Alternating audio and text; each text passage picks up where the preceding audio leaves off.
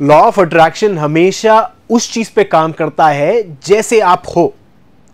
अगर आप कुछ काम करते हो और आप सोचते हो कि आपकी लाइफ में वो चीज मैनिफेस्ट हो जाए, तो वो शायद मैनिफेस्ट नहीं होगी, क्योंकि आप जो हो, आपकी जो वाइब्रेशन है वो बहुत मायने रखती है। और लोग सारा दिन खुश हो सकते हैं, सारा दिन हैप्पी फेस रख सकते हैं, बट अंदर क्या चल रहा है, बॉडी के अंदर क्या चल रहा है, उसके बारे में हमको आइडिया बिल्कुल नहीं है। आज एक ऐसे पॉइजनस इमोशन के बारे में बात करेंगे।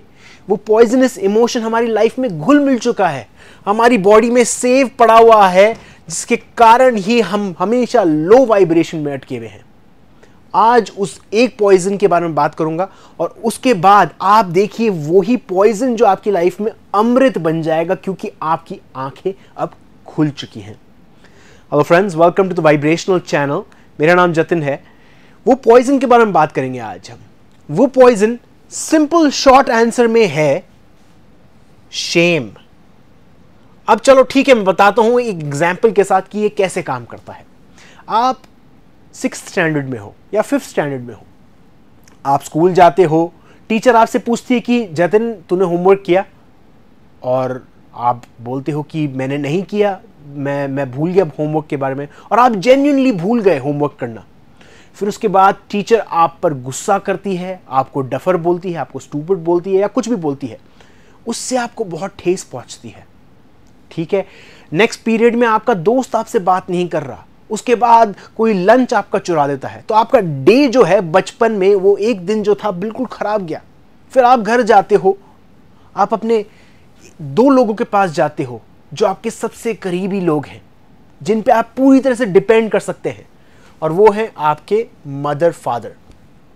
अब प्रॉब्लम ये है, मम्मी पापा की लाइफ में चल रही है फाइनेंशियल प्रॉब्लम्स या रिलेशनशिप प्रॉब्लम्स या कोई भी तरीके की प्रॉब्लम चल रही है, और वो यहां पर बात कर रहे हैं एक दूसरे के साथ बैठ के। अब वो बात कर रहे हैं, आप जाते हो, उनको बोलते हो कि मम्मी पापा मेरे साथ आज ये दिन में ये हुआ, मैं फिर वहां पर गया, ये किया, वो किया, वो किया, और आपके पेरेंट्स पहले से ही दुखी हैं, और वो आप पे चिल्ला देते हैं कि तूने होमवर्क क्यों नहीं किया, देखो कितनी बार मैंने सिखाया होमवर्क करने के लिए, बिल्कुल पागल है, डफर है, हम पूरा अपना पैसा वेस्ट कर रहे हैं और तू कुछ नहीं कर रहा, तेरे कारण ही हमारी इस लाइफ में सारी प्रॉब्लम क्रिएट हो रही है। तो वो देख रहे हो, उनकी लाइफ में प्रॉब्लम चल रही थी, और एज ह्यूमन बिहेवियर हमारी लाइफ में कोई भी प्रॉब्लम चलती है, हम ब्लेम करते हैं, हम ब्लेम करते हैं। तो आपके लिए, आपके पेरेंट्स के लिए, हमारे पेरेंट्स के लिए सबसे इजी था उन लोगों को ब्लेम करना जो हमारे लाइफ के आसपास है। अब चाहे उसमें आपकी गलती है या नहीं है, उसके बारे में हम बात नहीं कर रहे। आप वहां पर गए और आपके पेरेंट्स ने आपको ये बोला।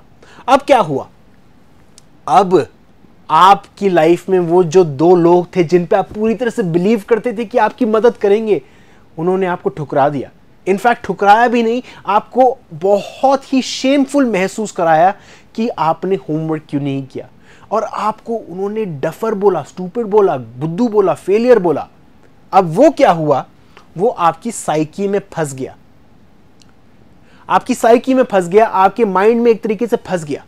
अगले दिन आप स्कूल जाते हो, आपके साथ वैसी ही कोई प्रॉब्लम होती है, आप सोचने लग जाते हो कि ये जो साइकी है ये एक्चुअली रियल है, ये एक्चुअली रियल है, मैं एक्चुअली बुद्धू हूं, मैं एक्चुअली स्टूपिड हूं, मैं एक्चुअली खराब हूं। अब क्या हो रहा है यहां पर, वो जो चीज है, वो जो इमोशन जो है हमारी बॉडी में, वो बन जाता है शेम। और वो शेम इतना ज्यादा पेनफुल है उस बच्चे के लिए कि उसको वो बिल्कुल भूलना चाहता है। तो अब क्या हो रहा है, वो शेम जो है हमारे लोअर चक्रा में फंस जाता है, और हम उससे डिस्कनेक्ट हो जाते हैं, जस्ट बिकॉज हम चाहते ही नहीं है उससे डील करना, नहीं सुनना। मेरे को शेम के बारे में बिल्कुल सोचना नहीं है, मुझे ये नहीं सोचना कि मेरे दोस्त ने मेरे से बात करना बंद कर दी, मेरे को इसके बारे में सोचना ही नहीं है कि मेरे पेरेंट्स ने मुझे ये बोला, मैं तो बस डफर हूं, मैं स्टूपिड हूं, ये बात मैं पूरी तरह से जानता हूं, ये मेरा सच है। ठीक है, अब ऐसे चालू होता है शेम। अब ये शेम बाहर निकलता कैसे है, अब चलते हैं चैप्टर 2 पे। चैप्टर 2 में क्या हो रहा है, आप बन गए हो 30 साल के एक इंसान, 30 साल के मेल फीमेल पर्सन बन गए हो आप। अब आप काम कर रहे हो ऑफिस में एक नया पर्सन ज्वाइन कर रहा है। अब वो नया पर्सन नया काम पे, आपका जो इंस्टेंट रिएक्शन ये है उस पर्सन को देखकर कि यार ये तो बिल्कुल ही बेहुदा टाइप का इंसान है, इसकी शक्ल तो देख, कितना मोटा है ये, कितना बुद्धू है ये, इसको किसने हायर किया। हम चले जाते हैं जजमेंट पे।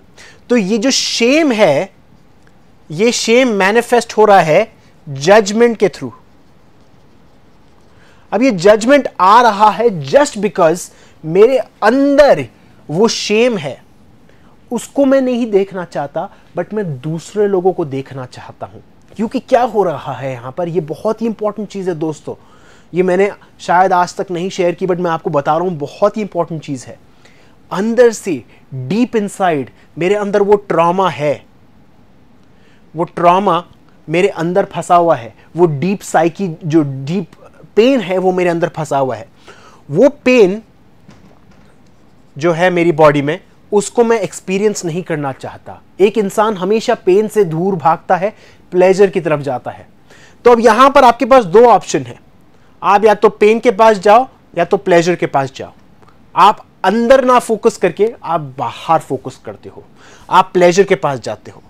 उस प्लेजर में आप ये देखते हो कि ये जो पर्सन आया है नया, ये मेरे से कुछ ना कुछ कम है, मतलब इस पर्सन के अंदर भी कुछ ना कुछ शेम है जिसके कारण ये मेरे से थोड़ा कम है, ये मेरे से थोड़ा कम स्मार्ट है, ये मेरे से थोड़ा मोटा है, ये 110 केजी का है, मैं 100 केजी का हूं, तो मुझे थोड़ा अच्छा लग रहा है। डीप इनसाइड मुझे भी लग रहा है कि मैं 100 केजी ज्यादा है, मेरा वेट ज्यादा है, बट मैं दूसरे वाले को देखकर ये बोलता हूं कि 110, ये कितना मोटा है, ये कितना बुद्धू है, इसकी शक्ल तो देख, इसके चेहरे पे कितने पिंपल आ रहे हैं, इसके बाल जा रहे हैं। तो ये सारी चीजें देखकर क्या हो रहा है, ये पर्सन जो यहां पर खड़ा है ये बोलता है कि मेरी बॉडी में जो पेन चल रहा है मैं उसको एक्सपीरियंस नहीं करूंगा, बट मैं बाहर देखूंगा। क्योंकि क्या हो रहा है, मुझे पेन एक्सपीरियंस नहीं करना, मुझे प्लेजर एक्सपीरियंस करना है, जस्ट बिकॉज वो प्लेजर देखकर मुझे अच्छा लग रहा है मेरे बारे में। मैं जानता हूं मैं ओवरवेट हूं, मैं जानता हूं मैं बुद्धू हूं, मैं जानता हूं कि मेरे में कैपेबिलिटीज नहीं है, बट मैं अपनी ये सारी चीजें खराबी नहीं देखकर कोई दूसरे लोगों की खराबी देखूंगा, कोई दूसरे लोगों के नेगेटिव पॉइंट्स देखूंगा, तो मुझे मेरे बारे में अच्छा लगेगा। We judge only those areas of other people's life where we feel insignificant, not sufficient. हम उन लोगों की लाइफ को जज करते हैं और उन्हीं एरियाज पे जज करते हैं जहां पर हमको खुद को कमी लगती है। अब मान लो ये पर्सन के पास बहुत ज्यादा पैसा है, पर आप पैसे के बारे में बात नहीं करोगे क्योंकि आपके पास इस पर्सन से ज्यादा पैसा है। आप इस पर्सन की पैसे के बारे में कभी भी खराबी नहीं करोगे, बुराई नहीं करोगे। आप इस पर्सन की बुराई उस ही एरियाज में करोगे जिसमें आपको प्रॉब्लम है। तो कभी भी हम किसी को भी जज करते हैं तो ये सोच लीजिए कि आप उस पर्सन को जज नहीं कर रहे, आप अपने आप को जज कर रहे हो। तो अब चलते हैं चैप्टर 3। अब इस चैप्टर 3 में मैं आपको बताऊंगा कि कैसे आप इसको चेंज कर सकते हो, कैसे ही ये जो पॉइजन है ये आपकी लाइफ में अमृत बनेगा, यही आपका प्रोपेलर बनेगा ताकि आपकी शिप बहुत दूर जाए। तो क्या हो रहा है यहां पर, जो आपका शेम है ये शेम बाहर निकल रहा है। जैसे ही आप उस शेम को एक्सपीरियंस करते हो जजमेंट के तौर पे, जब भी कभी आप किसी पर्सन को जज कर रहे हो, आपको कॉन्शियस होना पड़ेगा, आपको अपने आप को एनालाइज करना पड़ेगा कि मैं लोगों को कौन से एरियाज में जज कर रहा हूं। वेट, हाइट, लुक्स, कोई भी चीज हो सकती है। इन सारी चीजों को देखकर ही हम पता लगा सकते हैं कि हम अपनी लाइफ में कहां पर भूल चूक कर रहे हैं, हम अपनी लाइफ में कहां पर मिस आउट कर रहे हैं, या फिर हम अपनी लाइफ में कहां पर शेमफुल हैं, कि हमको कहां पर शर्म आ रही है मेरी लाइफ में।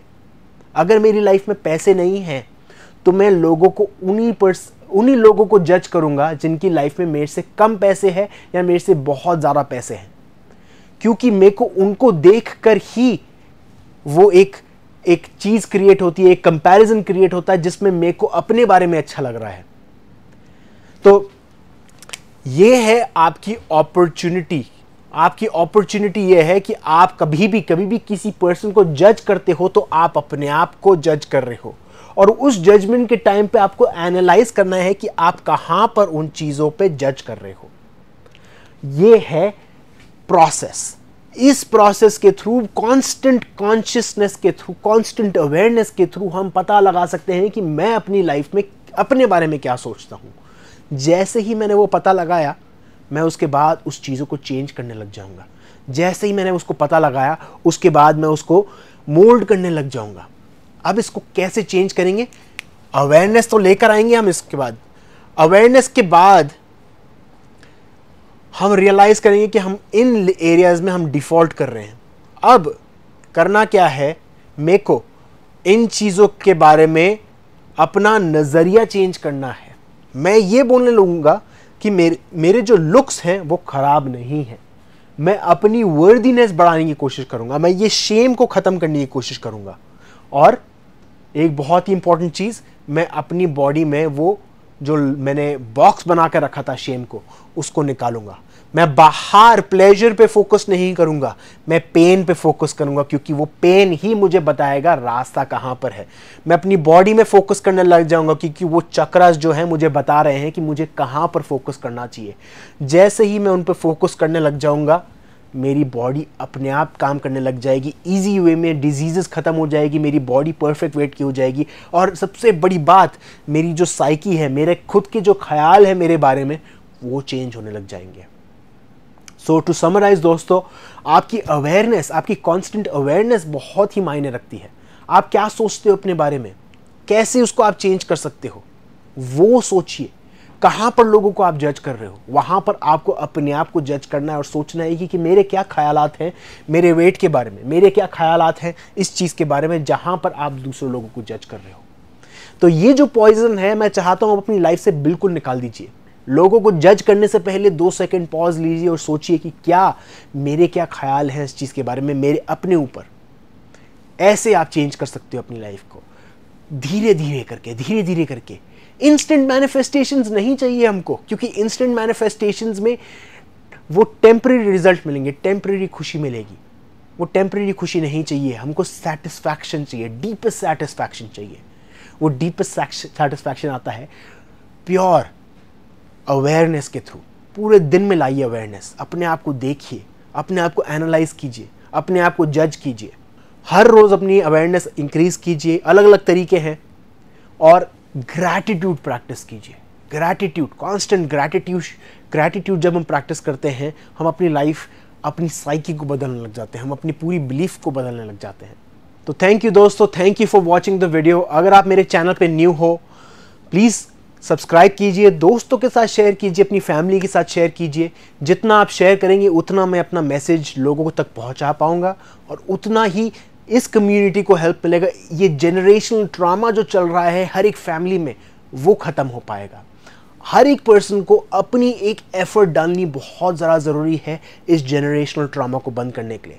आप चाहते हो आपकी इंटरकास्ट मैरिज हो, इंटर रिलीजन मैरिज हो, आप चाहते हो इस वर्ल्ड में पीस फैले, तो आपको भी एक एक पर्सन को अपनी एक ड्यूटी करनी पड़ेगी, ड्यूटी निभानी पड़ेगी, ताकि वो जनरेशनल ट्रॉमा चेंज हो पाए। और वो चेंज चालू होता है अपने ऊपर से। सोचिए कि कहाँ पर आप ये गलती कर रहे हो, उसको उसको आप इम्प्लीमेंट कीजिए और देखिए आप क्या इम्पैक्ट डालते हो इस सोसाइटी पे। हर एक पर्सन अगर ये करने लग जाएगा तो ये पूरी सोसाइटी चेंज हो जाएगी। थैंक यू वेरी मच दोस्तों, and I love each and every one of you. Thank you.